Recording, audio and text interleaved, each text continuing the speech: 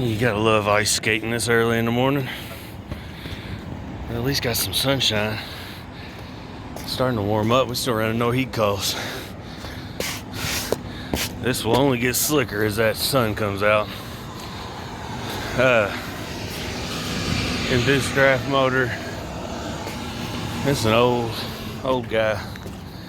Let's I just came to check on it first. They had some kind of power issue inside. They had to fix something on a switchgear. So electric company come out, turned the power off, and then turned it back on after they were done. And after that, they had no heat. Warning, do not disengage. Well, that's helpful. It's an old disconnect, so I'm gonna assume somebody learned their lesson. It probably doesn't close all the legs or something. So I've got an inducer. I don't hear a blower, but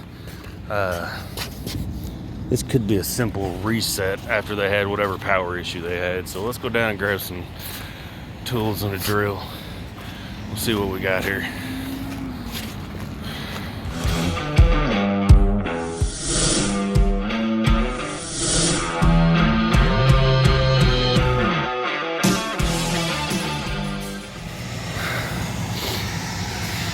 So we got the usual mess of wires that you see in something this old.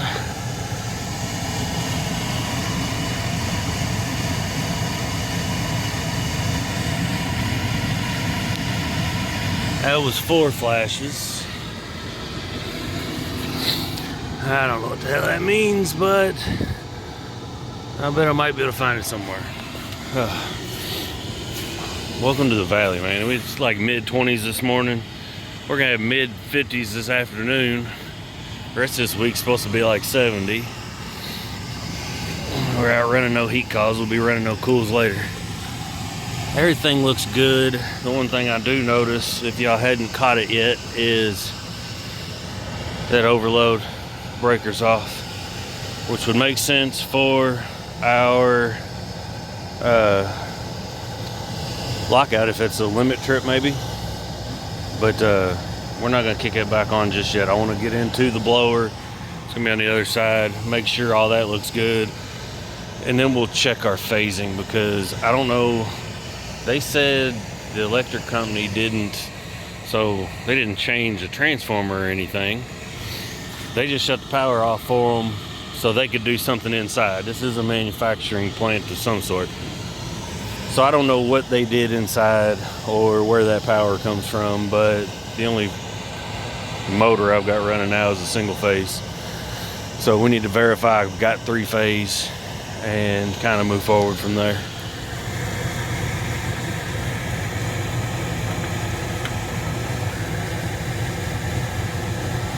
Well, here's a problem to start with.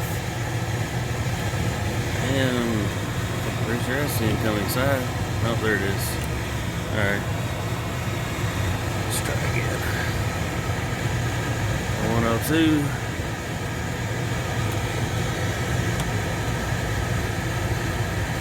Yeah, it's backwards.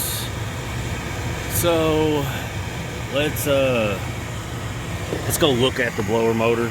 I'm guessing this got reversed and they just single phased, or that doesn't make any sense.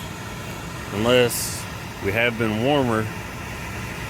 This was last week, it's Monday now. It's possible the air conditioning came on. I believe that breaker is for the blower motor, so that's where I'm going to start. But the flash code is limit switch. I dug through the book and found it's 4 consecutive limit switch faults. So we're going to check the blower. I'm kind of in between now. I don't know. I'm going to try not to turn that disconnect switch off if I can. I'm going to see, I don't know, I have to see how I can do that, but I got a big warning label on the front. Looks like it's been there for a while, and I'll bet that disconnect's bad, so we'll see what we can do. We might be able to pull 24 volts or something from here to reset the board, but we got to verify the blower's okay first. You got to love this carrier design. It's not my favorite. But you can see somebody has protected those wires. Maybe not so much on the far side, but up to there at least. So, I mean, we got a tight belt. Nothing sounds weird. I don't know why. I mean, it could have been in the middle of a cycle too when they cut power. I mean, I don't know why that is a blower overload that I was looking at, so I'm not sure why that would have tripped. I mean, the motor, even if reversed, should just sit here and run backwards. And I mean, hell, there could be something majorly wrong with the motor, but it sounds pretty good.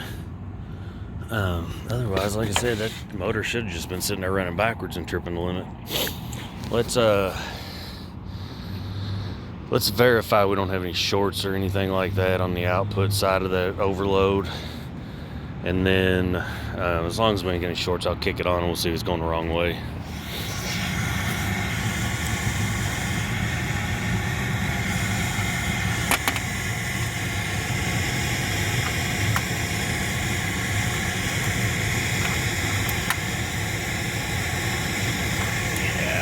We got a problem here.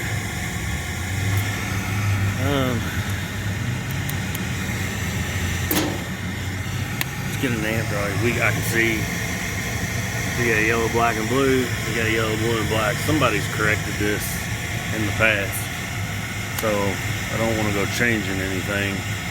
It's a little cool out to be running compressors, but at this point, I'm not terribly concerned about the compressors. I think something weird just happened and they, like I said, we kicked that breaker completely off. 'Cause that's not even trip, that's off. That didn't let's kill everything. Just pull the fuse, right? Kill everything. I got no low voltage, so nothing should come on.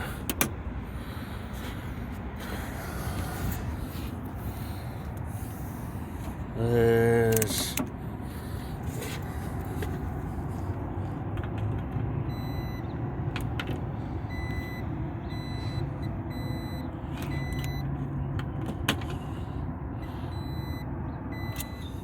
Let's see if the blower works.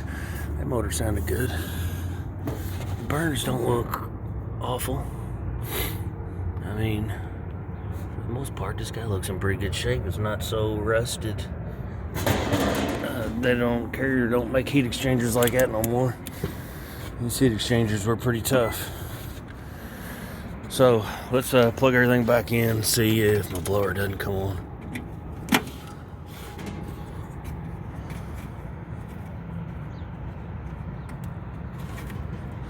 I should have a call from the thermostat.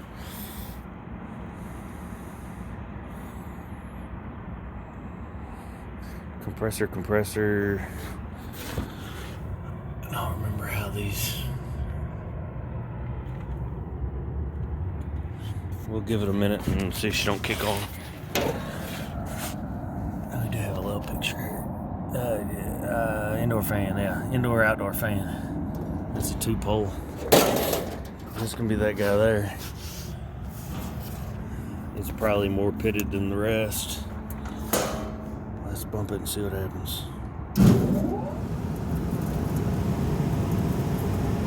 18 amps. Now my panel's off too. And you can see we were going the right direction. So I need to get my panel back on. I need to be careful while I'm in here too, because I do still have power on.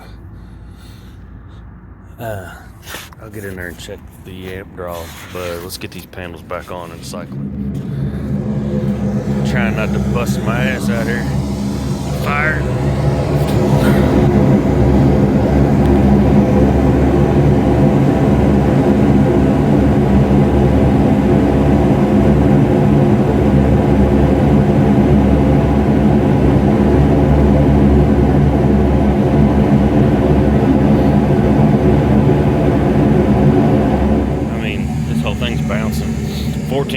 rated at 15 point something or another.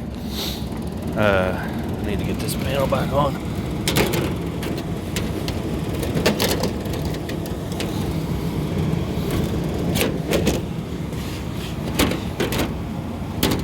Yeah, good enough for now. We're going to let her run.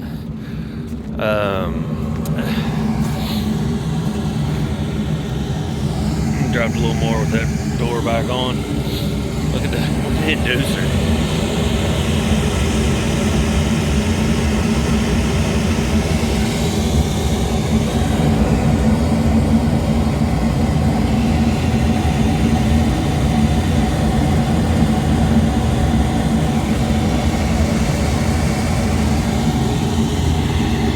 Everything wobbly.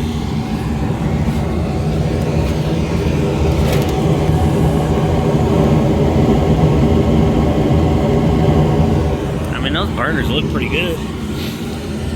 I don't think we got any major problems except for that overload was my problem, and whatever they did with the power, I guarantee you caused it, because this was working before they messed with the power.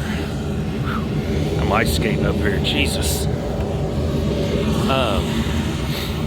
We're gonna let it run for a little while. I'm gonna be pretty happy with this guy. I'm gonna put all the panels back on. Well, I'll get a temporize on it. That's the only other thing I need to do, and it's gonna run for a while. It was 60 degrees in the space. I think they're set on 72, so it didn't take long to get to this point. I'm going to take my time, and we're gonna let this guy run and make sure nothing locks out. Again, panels back on, make sure nothing happens to turn the heat off. I mean, it's March. We're out of heating season anyways. We just, we get 50-degree temp swings in the valley, and this is what we kind of deal with. But it's going to be 70 degrees, and the compressors will be running tomorrow. I'm not going to mess with, everything's bouncing. It's just an aging unit. It's probably gonna be time to start thinking about a new one. This is R22 as well. I don't know what the exact age is, but I did notice. I need to see if I can pull up a history, but I've got some wires disconnected down there that I don't know what they are. It looks like both my compressor contactors are still plugged in. That's condenser fan contactor there.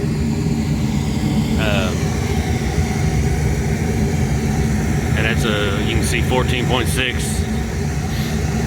I don't know why it's 14.6. I think it would be a little more, because the motor was rated like 15, but we shouldn't have a problem with that. Like I said, it wasn't tripped, it was off. So they probably screwed something up when they turn the power back on or something or another. But I don't know what. I have to investigate what these wires taped off here are. Looks like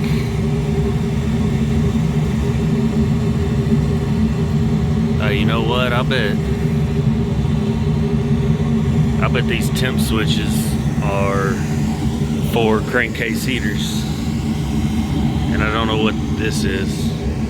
I don't know how all it ties in. I'm not trying to decipher all the problems here. We got the heat working. We're gonna watch it run for a little bit and see where we go from there. Probably call this guy good.